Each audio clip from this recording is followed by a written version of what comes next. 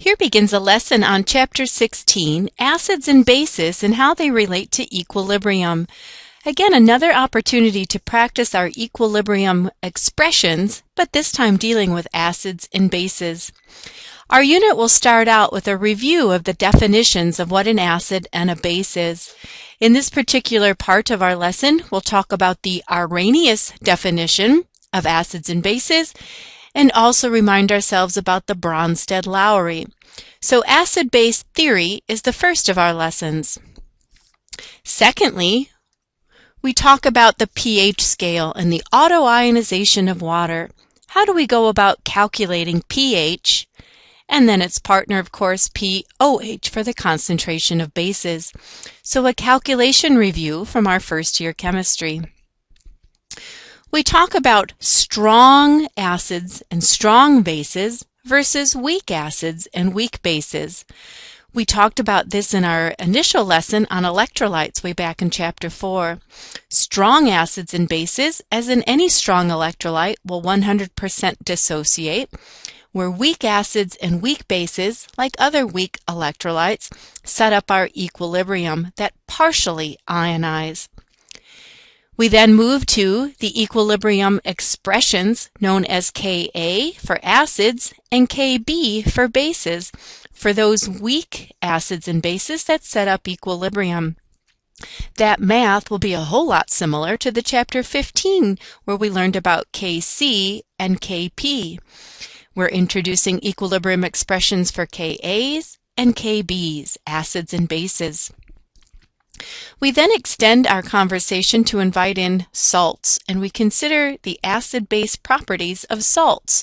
We call this process hydrolysis, where the conjugate base or the conjugate acid of a strong acid or base undergo a process of hydrolysis, which just really means adding water to the solution. Adding water. In the final topic of our new chapter, we'll introduce a brand new theory of acids and bases, the Lewis theory. We talked about Lewis dot structures in an earlier chapter with the Vesper theory and the molecular shape of molecules. When we drew dot theories, we called those Lewis dot structures. Well, this indeed is the same gentleman. He also worked in acids and bases, and we'll talk about his concept of how he defined acids and bases. A good majority of our lesson to begin with is review from our first year chemistry.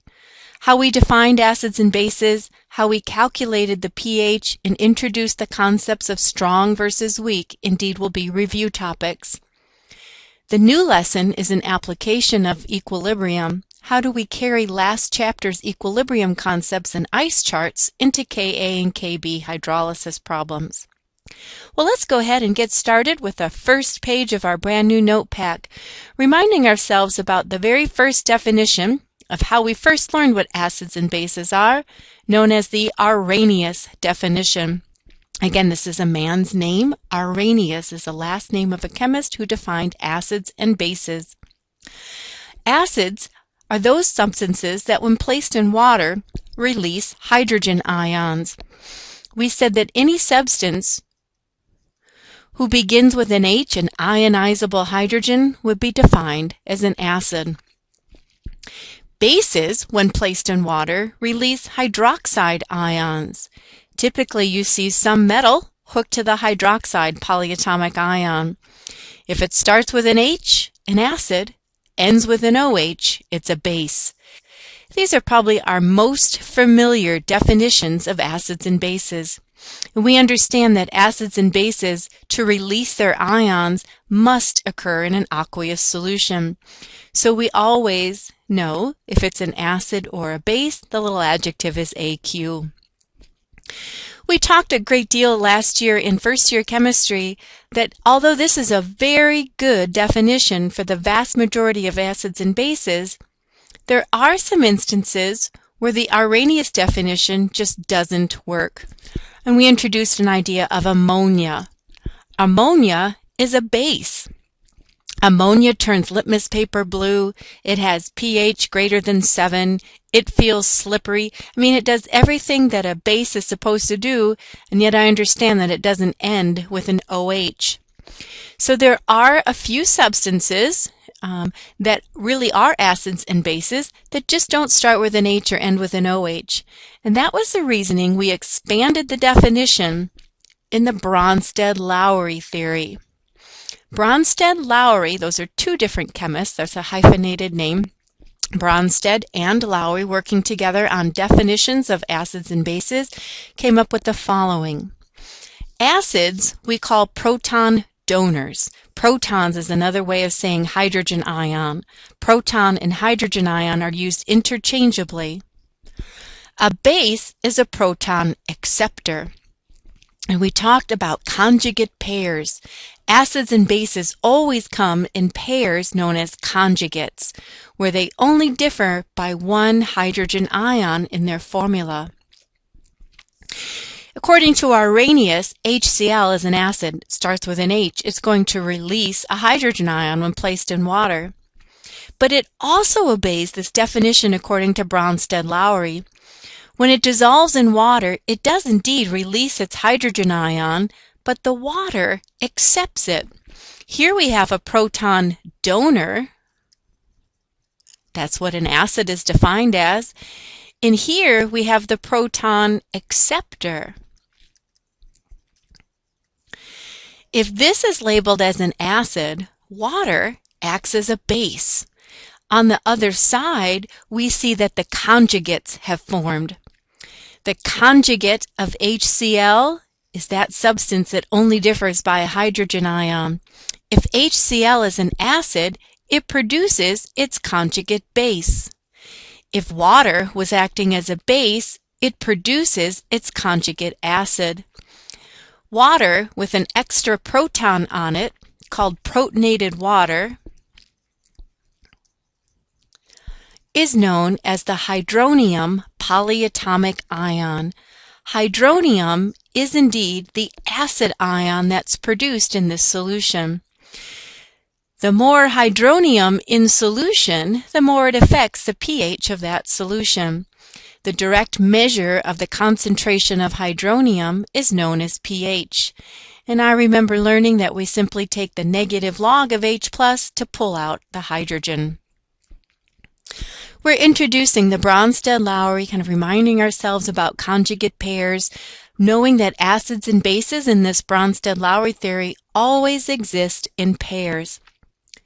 Let's keep practicing that very concept, working with some more conjugates. If we have a general equation, such as the following. Any acid, I'll just use a generic formula, HA, in an aqueous solution. Notice that water is in here. We create the hydronium and the conjugate base known as A negative. We would label this as the acid. Water is the base. The conjugate acid of water is hydronium, and the conjugate base of this HA is the anion A negative. Acid plus base produces the conjugate acid and the conjugate base. And this indeed is a form of equilibrium. Strong acids, we should clarify, strong acids would 100% dissociate. Weak acids set up this equilibrium. The competition for the hydrogen ion between the water and the A negative, there is a competition between the forward and the reverse reaction. The stronger the base will control the direction. If water is the stronger base, it takes the hydrogen and it shifts to the right. The stronger the base controls the direction. And we'll see this modeled several times. I'm for now going to just highlight this again. The competition between the water, which is a base, and the A negative, labeled as a base, which one is going to compete for the hydrogen ion? Well, the stronger the base, it controls the direction. If water is the stronger base, it takes the hydrogen. It takes the hydrogen to form H3O+, and the equilibrium will push to the right, forming the conjugate pairs. point away from the stronger base. So in this example, if water is acting as a stronger base, point away. Point away from the stronger base and point toward the weak side. Let's practice labeling the conjugate pairs. We have NH3, known as ammonia, in dynamic equilibrium forming the ions ammonium and hydroxide. I'm just rewriting that so it matches our notepack easier. Label the conjugate pairs. When I label the pairs, I hook together those substances, one from the right side, one from the left side of the equilibrium, those two substances that only differ by one hydrogen ion. NH3 and its conjugate NH4+ are only different in their formula by one hydrogen. That is true also for the water and the hydroxide.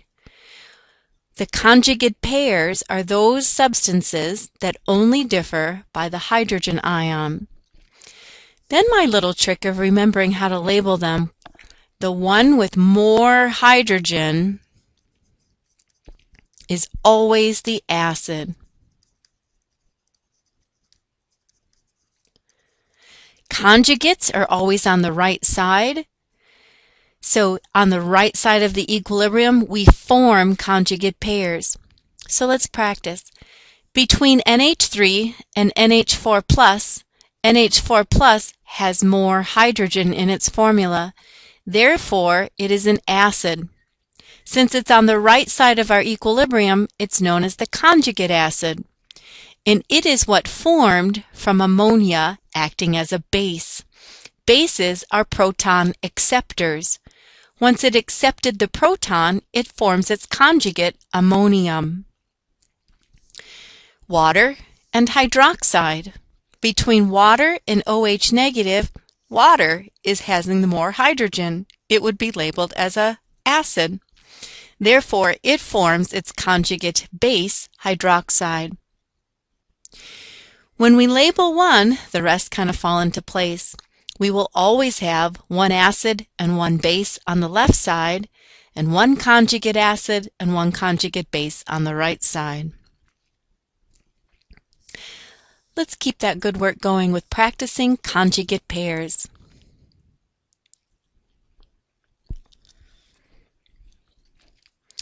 Water in the last example acted as a Bronsted-Lowry base, and here it's going to act as a Bronsted-Lowry acid. It's giving us an idea here that water can be amphoteric. Now let's show, previous example we had it acting as a base. So let me make this up and just write it with me in your notepack.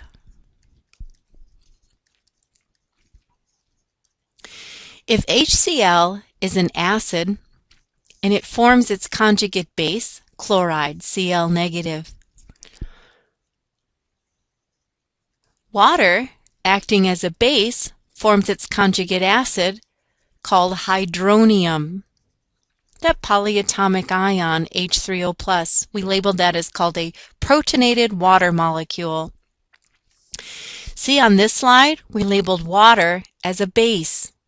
It accepted a proton when it formed its conjugate acid.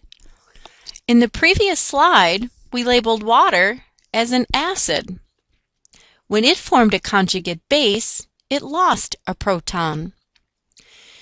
One substance in a situation that acts as an acid, in a second situation can act as a base, has a vocabulary word called amphoteric.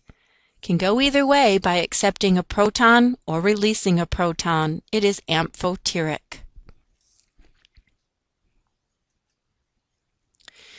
What are the conjugate bases of each of the following acids?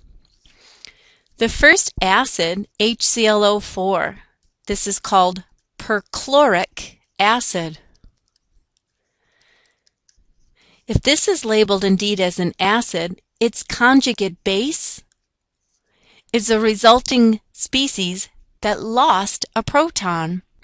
When I remove the hydrogen, we're left with the polyatomic ion called perchlorate. The loss of a proton is the conjugate base. H2S, hydrosulfuric acid. Now, even though there's 2 hydrogen ions on this particular example, the conjugate base is differed just by 1 hydrogen only. And if I remove a single hydrogen, we end up with HS -1, the hydrogen sulfide ion. Loss of just 1 electron, or excuse me, 1 proton at a time. Take off just 1 hydrogen as we're forming conjugates. How about pH4 + 1? Thinking about the loss of 1 hydrogen only, we go down to the neutral molecule, pH3. Polyatomic ion pH4 + 1 forms the neutral molecule pH3. In the last example on this set, the bicarbonate ion HCO3 -1. The loss of 1 hydrogen brings it down to carbonate -2. The loss of hydrogen ion makes the charge decrease on the number line.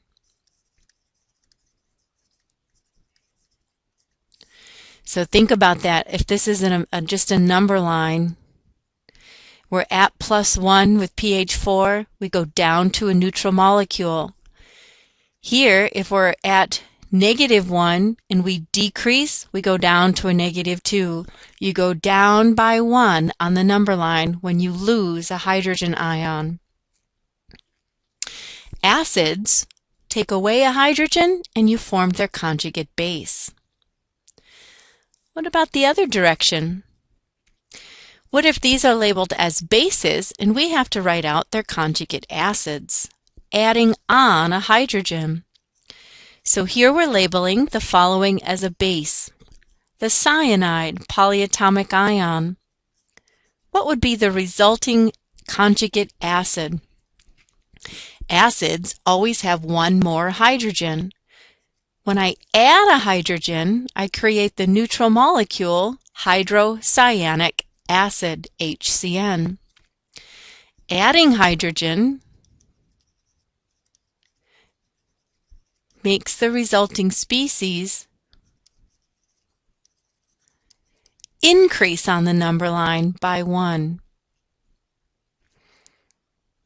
Makes the species increase, sorry, I'll write that neater, increase by +1 in the charge. So think of that as the number line. Here I am at -1 for cyanide. Adding a hydrogen takes me to a neutral molecule.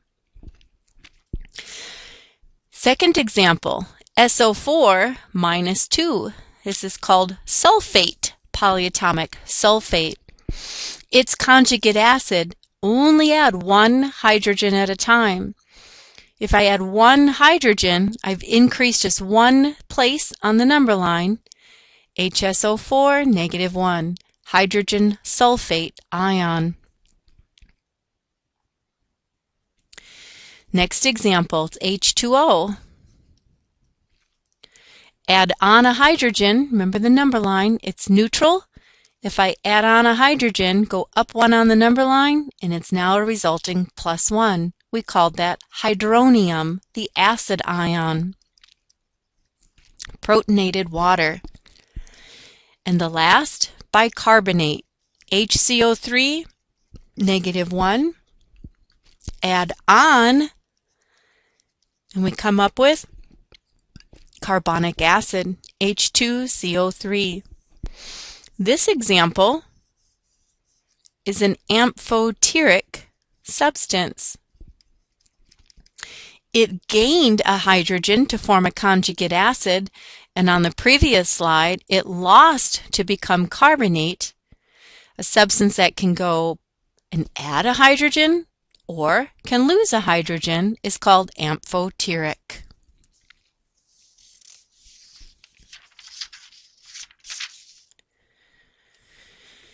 On the next page, how about this one? It says the hydrogen sulfite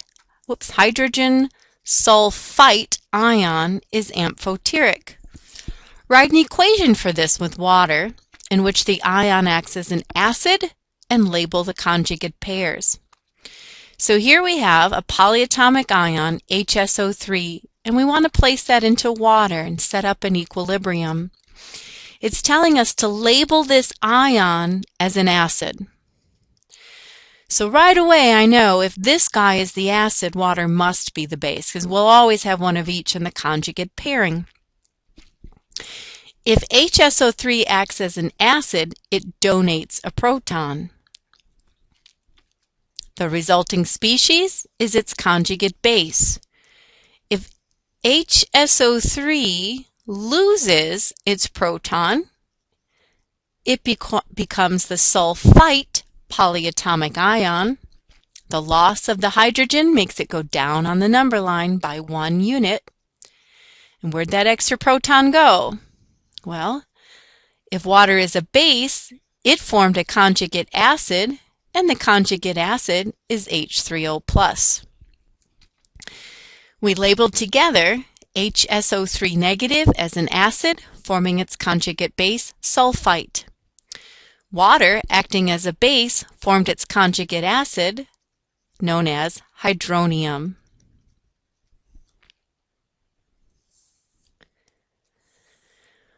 Let's consider the reaction of the same ion, but acting as a base.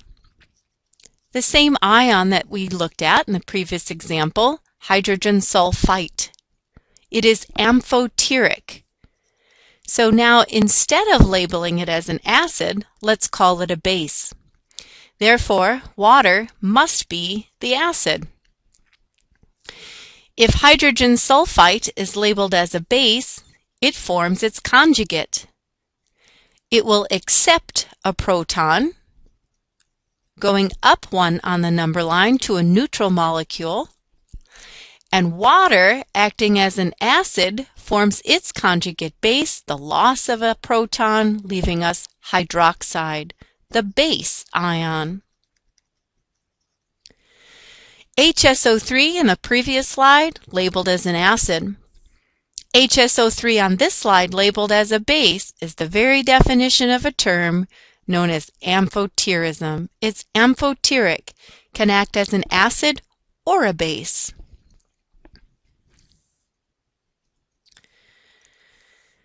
A tricky one. When lithium oxide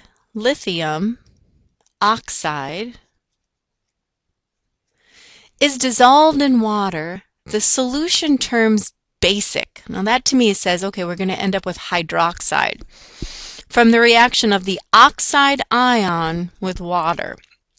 So anytime we see this alkali metal, lithium is in the first column, an alkali metal, we know that they're always spectators. We've learned that from our solution, chapter 4. It's a spectator ion. Let's just get rid of it and consider in bold-faced words the chemistry going on.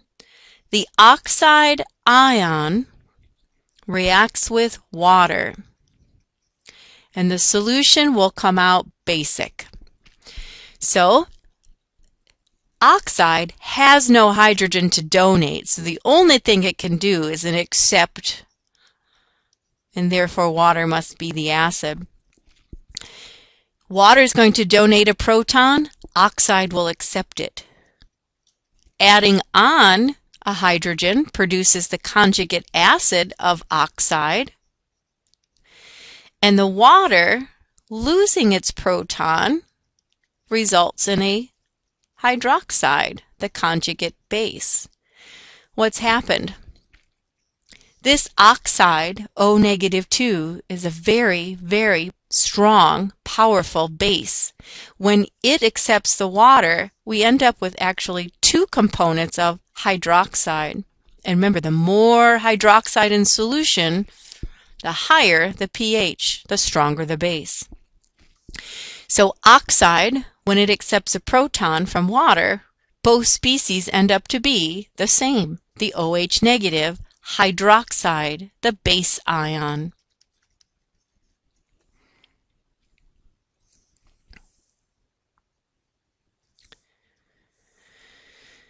The relative strengths of acids and bases deals with the conjugate pairing. The stronger an acid, the weaker its conjugate base. The stronger the base, the weaker its conjugate acid. Let's make sense of that. If I have a generic symbol, let's just use HA for a strong acid. I'm going to place that into water. Let me just label this. This is going to be example 1 to kind of illustrate that first bullet. And place that into water. If it's a strong acid, I'm going to denote that by an arrow favoring the product side. We have a large K constant if we're favoring the product side. What we'd end up with is the hydronium and the A negative. If this is an acid, and let's just consider it of the weak acid, it's pretty strong. That's why I'm favoring that long arrow. The resulting species ends up to be pretty weak, as I'm denoting by the little arrow going this way. The bigger the forward reaction, the tinier the arrow for the reverse reaction. The stronger the acid, the weaker its conjugate base. Now remember, this is its conjugate base, Cb. So the stronger this one, the weaker this one. Let's see this other guy. The stronger the base, the weaker its conjugate acid. So let's use a generic B for base. And I place on some water. And again, I'll denote that with some arrows. We accept a proton from the water, releasing the hydroxide ion. So here we see an example. If we have a base represented by B, and it happens to be a strong, weak base, and I'm just favoring the equilibrium by pushing to the right, the conjugate acid that's formed, this guy here is its conjugate acid, ends up to be weak. And I'm showing that with a little arrow going left. All this slide is reminding us that the more we favor the forward direction in terms of the amount or strength of the dissociation, the weaker the reverse reaction. Stronger the base, the weaker its conjugate acid. To emphasize, if I had a weak base, a weaker base, and let's just label that as weak, doesn't push very well here. The conjugate that forms is stronger. So we could flip that whole sentence and say, the weaker the base, the stronger its conjugate acid. And we could denote that with a big arrow pushing left. So equilibrium-sized arrows kind of give a better meaning to those two sentences here. Stronger the acid, the weaker its conjugate base. Or the weaker the acid, the stronger its conjugate base. And we're just emphasizing that with arrows. This is a slide that denotes the strength of acids and bases. This is a poster in our room up by the solution station, and it's also right from your chemistry book in a table 16.1 for our text, first of our series in the book. The stronger the acid, the weaker its conjugate base. The weaker the acid, the stronger the base. We just looked at a little bit of oxide a little bit ago with O negative 2, forming 2 units of OH negative. Pretty strong base, forming a pretty weak acid. So it's just kind of saying, as I increase the strength of the acid, we produce a weaker and weaker conjugate pair. If I increase the strength of the base, I ended up on this side as a weak conjugate acid. So they indeed point in the opposite direction for strength. Strong acids 100% transfer their protons in water. In other words, there's no equilibrium set up. 100% are released. we learned that there are indeed 7 strong acids, and we were working to memorize those from Chapter 7. There are 7 strong acids. Let's remind ourselves what they are. It's good to memorize them. HCl, hydrochloric. HBr, hydrobromic. HI, hydroiodic. Those are the 3 binary strong acids. We then move to perchloric and chloric acid. Hydrochloric, chloric, and perchloric are all considered strong. And there's one other monoprotic. It's called nitric acid. There's also one diprotic strong, and that's sulfuric. We listed 1, 2, 3, 4, 5, 6, 7 strong acids. If we memorize the strong, we now know the weak. In a strong acid, 100% of those dissociate. In other words, if I take this into water, there's no equilibrium. 100% of those release hydrogen ions. They will form hydronium and chloride.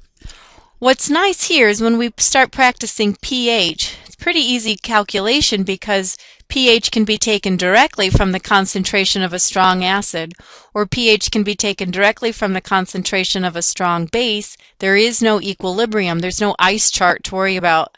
100% of it ends up to the product side. Strong acids, 100% dissociate. There is no equilibrium arrow.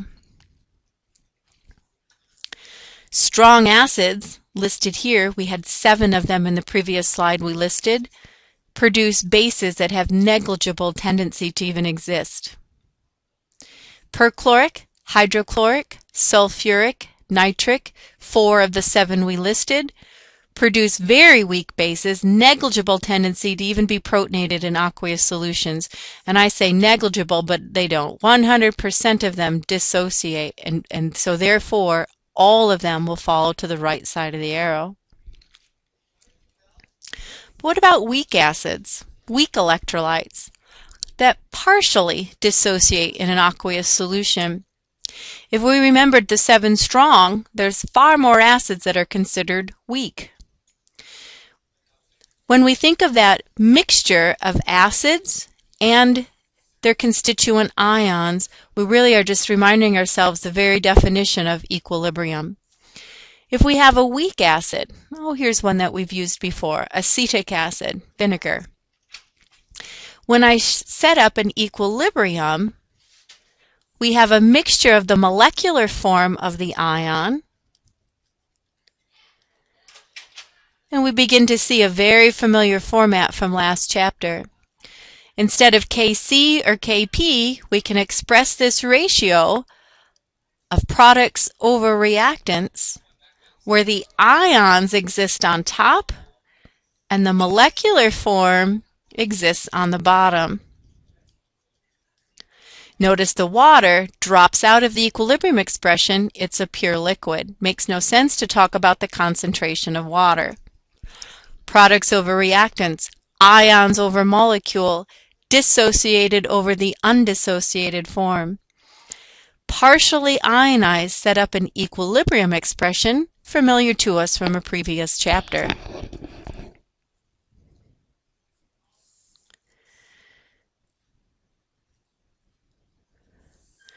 This slide is just reminding us if we're in this particular area where we have weak acids, we can set up some conjugate pairing. Weak bases and weak acids set up equilibriums. Strong acids or strong bases 100% dissociate, and there are no equilibrium set up. Sometimes we see formulas, especially in organic nomenclature, where they have hydrogen but are not exhibiting acidic behavior in water. For example, methane, CH4, has 4 hydrogen, and I think about the Lewis structure, Carbon would be our central atom. We have hydrogens attached to it, and we come up with a tetrahedral structure. Even though this molecule has 4 hydrogen, it is not an acid. As a matter of fact, this whole structure is nonpolar and won't even dissolve in water. Likes dissolve likes. So even though I'm seeing hydrogens, a chemist has come up with a way to kind of let us know by the way we write the formula if it's an acid hydrogen.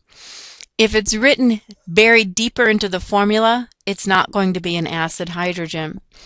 There is a reason why I can write acetic acid, H, C2H3O2.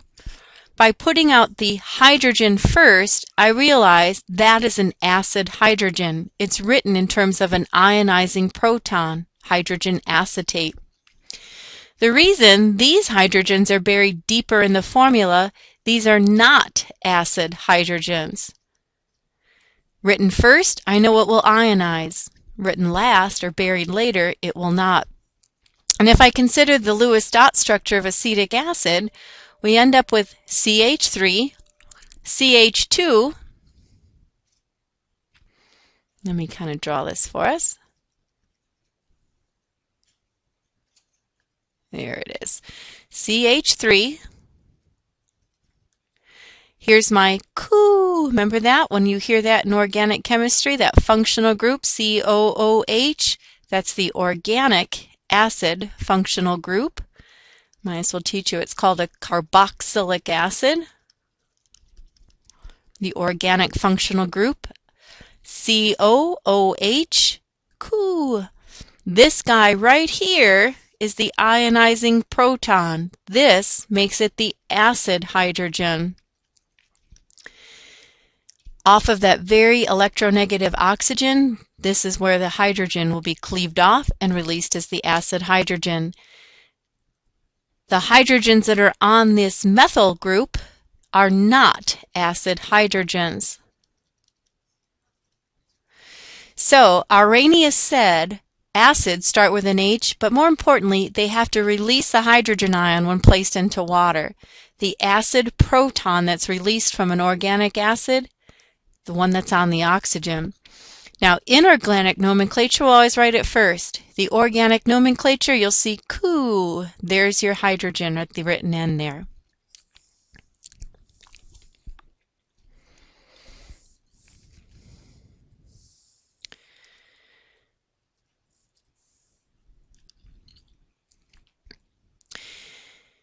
In every acid-base reaction, the position of the equilibrium favors the transfer of the proton to the stronger base. The position of the equilibrium favors the reaction of the stronger acid, stronger base, to form the weaker acid, weaker base. The stronger the acid or the stronger the base, the more the push away from them. As a result, the equilibrium mixture contains more of the weaker acid and base and less of the stronger acid and base. Let's do this again just to emphasize what this is saying. Little example. Here we have conjugate pairing, and I drew an equal arrow here just to say if this is an equilibrium. If this is a strong acid, we've learned that it forms a weak conjugate base. Now, how do I show that? What that's really trying to emphasize is if this is the stronger acid, the equilibrium points away from that strong. This is favored. The stronger the acid, the more it's going to push toward the product. And this is weaker. It doesn't push back very hard at all. The stronger the acid, the more push there is toward the product side. The weaker this acid, the more push there is back at it. So if the stronger side is over here on the product side, you push away. It's stronger. It's pushing this way, and the push back isn't very strong at all. It's all that slide is saying, that equilibrium shifts favor stronger side toward the weaker side. The push is stronger toward the weaker side.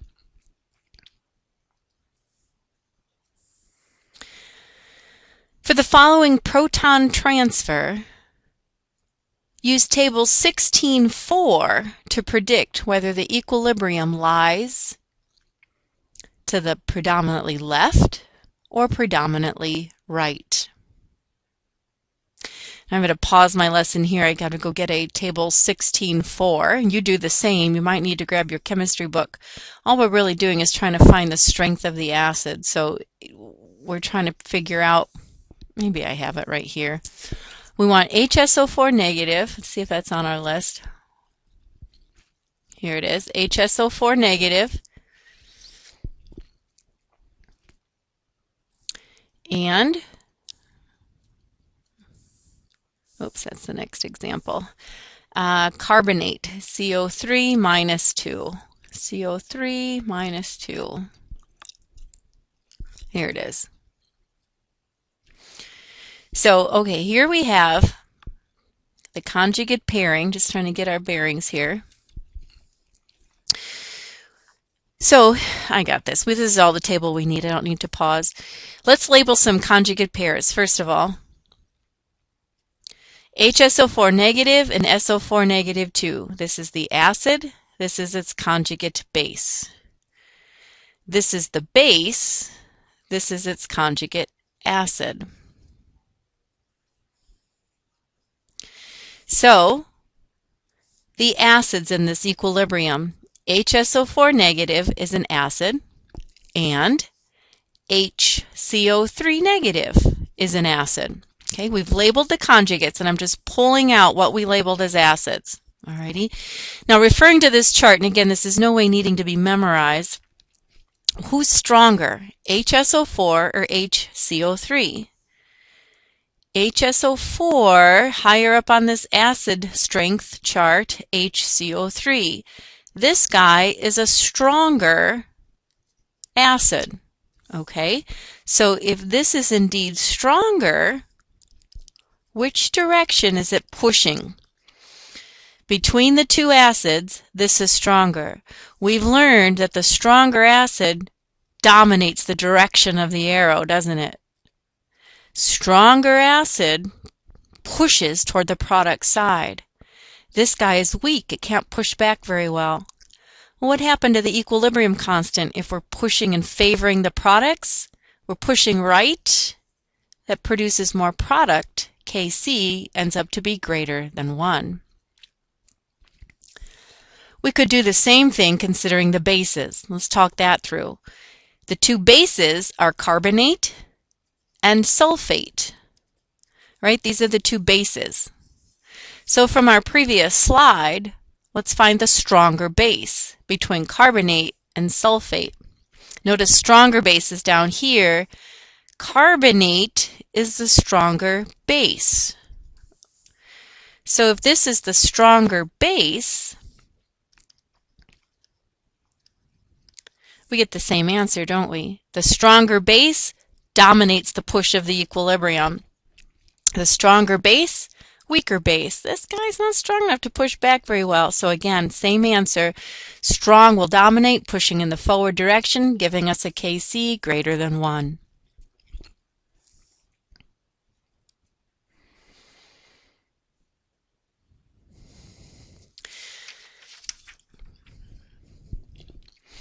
Using table 16.4 to predict whether the equilibrium lies predominantly to the left or predominantly to the right.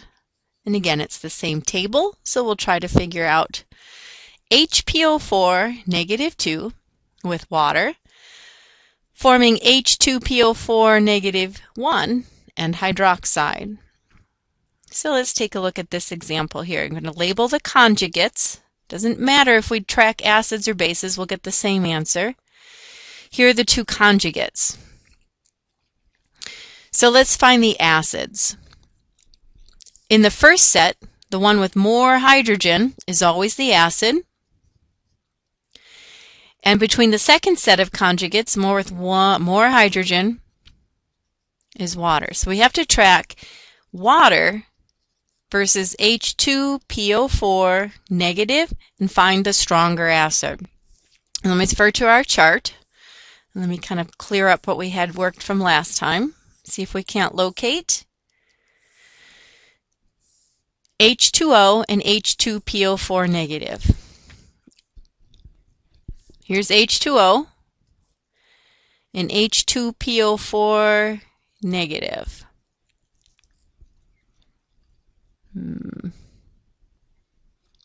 Best I got here is the phosphoric acid. It's over on this side. And again, this would be a triprotic acid, so we're getting an idea here. Let's try the bases, see if that gives us better information. Here we have the bases would be HPO4 negative 2 versus hydroxide. We're just trying to find out who's stronger on the bases. Well, hydroxide down here, alrighty, in HPO4 negative, again, not making the list, but its parent is, it's right here. Stronger the base, hydroxide. The stronger base is hydroxide. Stronger acid over here. Okay, so opposite sides of this arrow. So definitely I can find this guy is the stronger. Okay, so which means if hydroxide is stronger, and between water and H2PO4, we notice that this one was stronger according to the acidity. That means that both of these are considered stronger than the left side, which means the strong side dominates the push back left. The forward reaction doesn't have as much strength, a little weak arrow pointing this way. If we push to the right, push back right from left here, the Kc, I guess in this case it would be the equilibrium constant, is going to decrease as we shift and make more reactant. So it will definitely shift left, stronger side, toward the weaker side. Let's read one more. Aqueous ammonium reacts with hydroxide ion, forming an equilibrium with aqueous ammonia and water. Hooking together the conjugate pairs.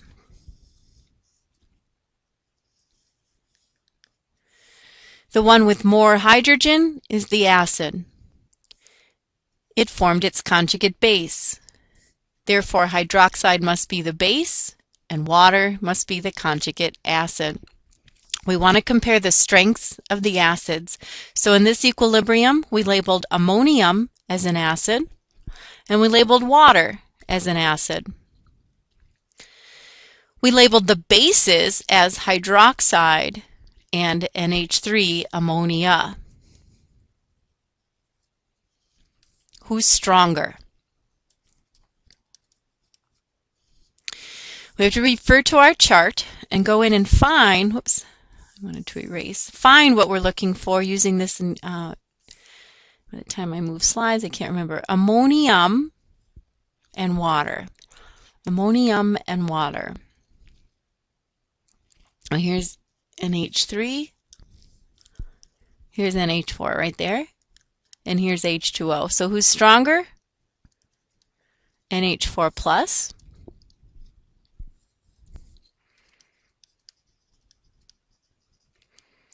Let's find that on the base side, hydroxide versus ammonia. Hydroxide versus ammonia. Who's stronger? Hydroxide. Let's label that. Which direction will the equilibrium push?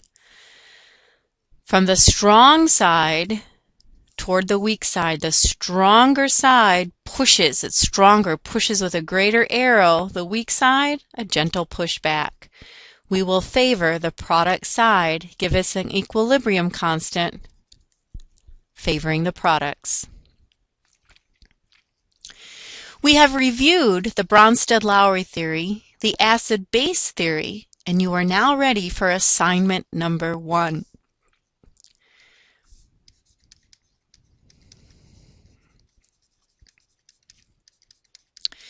Looking at questions from Chapter 16, checking out your assignment sheet, and this concludes the first of our lessons.